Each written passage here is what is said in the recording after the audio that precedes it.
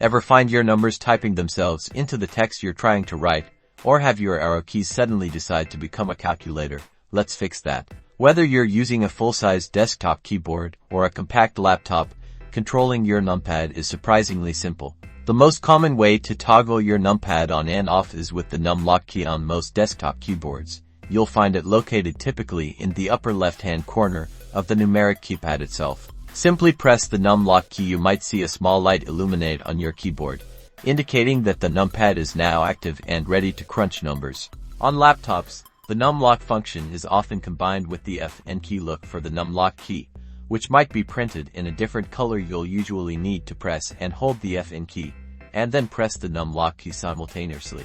Again, keep an eye out for that numpad indicator light. If it lights up, your numeric keypad is now enabled.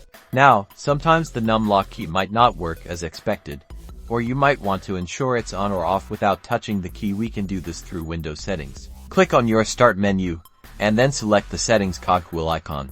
In the Settings window, find and click on Ease of Access. From the Ease of Access options, select Keyboard.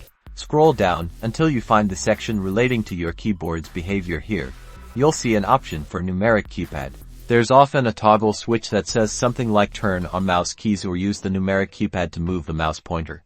If your numpad is acting like an arrow key, you'll likely want to ensure this is turned off. Conversely, if you need to use your numpad for mouse control, you can turn this on. And that's it. You've now learned how to reliably turn your numpad on and off using both keyboard shortcuts and Windows settings, so you can type numbers with confidence or navigate with ease. Happy typing!